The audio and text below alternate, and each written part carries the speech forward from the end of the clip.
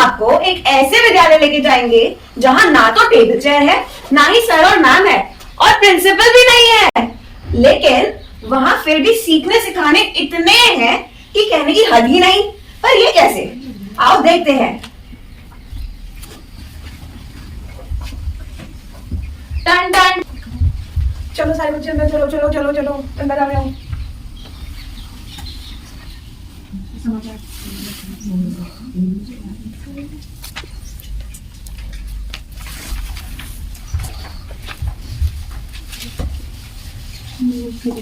ये आज की अखबार की न्यूज है। ये तो जयपुर नए विद्यालयों का उद्घाटन हुआ है। तनिष्ठी कल अलसिका की बड़ी बहन की शादी है, तो ये वहाँ से निमंत्रण आया सभी अध्यापकों को, तो ये भी लगा दीजिए। ठीक है, दीदी का ये भी लगा देना है।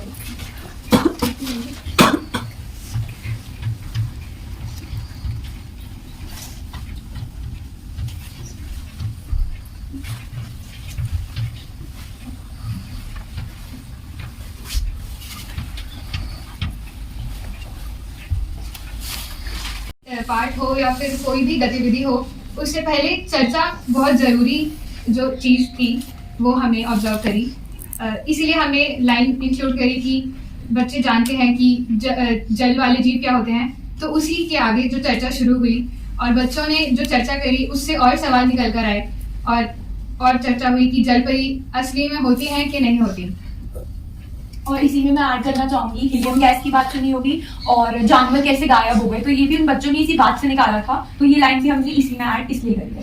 और जब घनश्याम जी पढ़ा रहे थे तो बच्चे ने ही ये बात खुद बोली थी कि सर सूरज में आपने गैसें बताई उसमें एक हीलियम भी होती है, तो हमने लाइन ऐड करके ये भी जान सकते हैं वो। और उन्होंने इस बात पे बोला कि हाँ मैं इस पे काम करूँगा और उनके जो क्वेश्चन है उनको मैं अगली क्लास में दूंगा। और जैसे कि हमने इस कविता में देखा कि हमने यहाँ पे कहा था कि बच्चे आपस में मिलकर पढ़ते हैं यहाँ पे, तो यहाँ पे जो बच्चों का इंटरेक्शन है एक दूसरे के साथ जब वो ग्रुप वर्क करते हैं, तो यहाँ पे जो सीखने सिखाने की जो प्रतिक्रिया है वह कक्षा में चलती रहती है। और जैसे कि जब हमने सर से बात भी की थी कि जैसे सुपरविजन के बारे में जब उनसे बात की गई कि बच्चों को सुपरवाइज कौन करता है, तो उन्होंने बताया कि बच्चे यहाँ पे खुद ही खुद को सुपरवाइज कर लेते हैं। जैसे हम लेसन प्लान डाला होता है सुबह, तो वो मेरा वेट नहीं करते कि उन्हें बताऊं कि आज क्या होने वाला है, वो खुद जाके बॉक्स से निकाल कर खुद पूरा पढ़ लेते हैं क्या दिया होगा, तो खुद ही वो जाके बताते हैं कि सर आपने ये लिखा था ना, तो ये शुरू करते हैं। और बच्चों से जब हमने इंडिविजुअली पूछा कि जब आपके टीचर एब्सेंट होते हैं तो आपको कौन पढ़ाता है, तो उन्होंने कहा हम खुद ही पढ़ लेते हैं, हमें पता है हमारे ग्रुप्स कौन से, क्योंकि लेवल के हिसाब से ग्रुप्स बटे हुए हैं, तो उसमें हम खुद बैठ जाते हैं और हम अपना काम खुद करते हैं। और ऐसा नहीं कि सिर्फ बच्चों ने बोला, हमने खुद भी ऑब्जर्व किया, अगर सर बाहर भी जा रहे हैं तो अगर वो उस डिसिप्लिन में बैठे हैं उस जगह से वो हिलते नहीं है और एक दूसरे की बहुत ज्यादा हेल्प करते हैं। मतलब सुपरविजन वहाँ पे थी साफ साफ, और उनको किसी की जरूरत नहीं थी, वो खुद कर रहे थे। और साथ में हमने गांधी जी की एजुकेशन फिलोसफी में पढ़ा है कि उन्होंने बहुत ज्यादा फोकस किया है कि कैसे हम क्राफ्ट को लेके किसी सब्जेक्ट को पढ़ा सकते हैं, और उन्होंने फोकस किया है कि सिर्फ पढ़ाई नहीं, होलिस्टिक डेवलपमेंट होनी चाहिए हार्ट, सोल और बॉडी की। तो उन्होंने उसमें यही बताया, और हमने स्कूल में भी देखा कि कैसे वहाँ पे सिर्फ एक कोई वोकेशनल कोर्स या कोई एक स्किल नहीं सिखाई जाती। हमारे समूह में आंगन में बच्चों को कारपेंटरी सिखाई जाती है, बुनाई सिखाई जाती है, जो कर्म का होता है इतना उस पर जो करते हैं उसको हमारी लैंग्वेज में बिना किसी झिझक के अभिव्यक्त कर पाते हैं। और हम सभी ने ये पढ़ा है कि किस तरह कृष्ण कुमार जी कहते हैं कि बच्चों की बातचीत को कक्षा में एक बेहतरीन संसाधन की तरह उपयोग किया जा सकता है। कल कक्षा के अवलोकन के दौरान हमें ये देखने व सीखने को मिला कि किस तरह बच्चों को बिना किसी भाषा के बंधन में बांधे हुए उन्हें अपने मन के विचारों को अभिव्यक्त करने देने से तथा शिक्षण अधिगम की प्रक्रिया में उनके परिवेशीय भाषा को जोड़ने से बच्चों की बातचीत को हम कक्षा में एक संसाधन की तरह उपयोग कर सकते हैं। तो यह चीज हमें दिगंतर के विद्यालय में बहुत ही सराहनीय लगी और हमें इससे बहुत कुछ सीखने को मिला।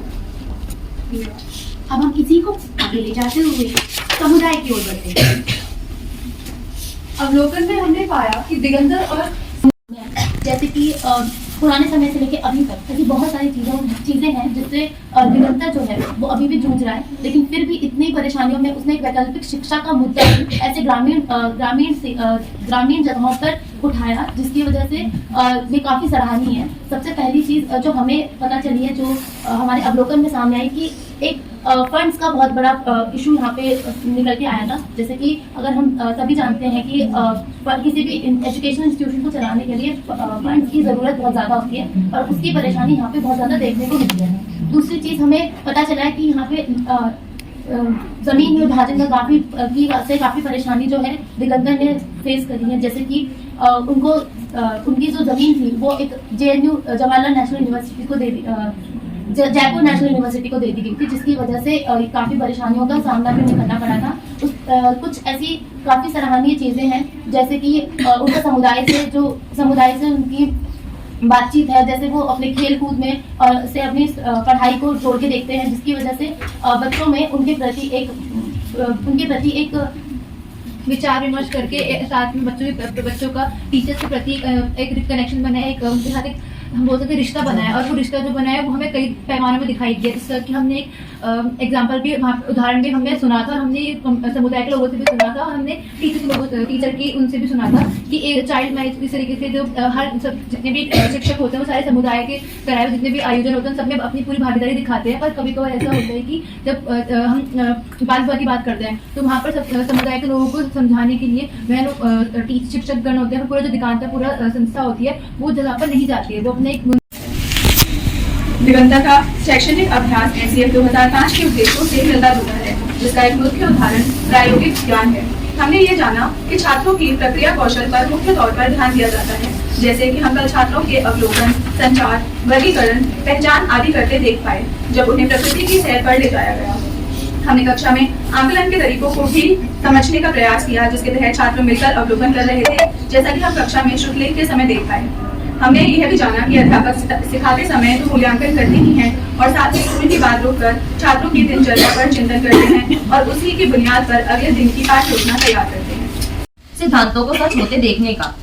नील बाग का एक फूल जो यहाँ लगा, दिया नया मौका कई अन्य फूलों को खिलने का। खुशबू इसकी फैली चारों ओर, इसीलिए दिया यहाँ के समुदाय ने अपनी जमीनों का एक छोर। यहाँ है बहुत कुछ बड़ा निराला। विद्यालय की पूरी सफाई का जिम्मा सभी ने मिलकर अपने कंधों पर है डाला। मूर्त से अमूर्त की तरफ बच्चे जाते हैं, अपने अनुभवों को भी वह विद्यालय में लाते हैं। अपने आसपास उपस्थित सामग्री से खुद शिक्षण अधिगम सामग्री बनाते हैं और खुद ही प्रयोग में लाते हैं। आम शिक्षा पद्धति से बिल्कुल हट के परिवेश दिखाते हैं। यहाँ अनूठी कला है अध्यापन की, निभाते हैं सभी अध्यापक भूमिका एक सुसाधक की। भय रहित माहौल यहाँ, सभी की जिम्मेदारी उठाता है हर बच्चा। अलग अलग रंगों की वेशभूषा में आता है हर बच्चा।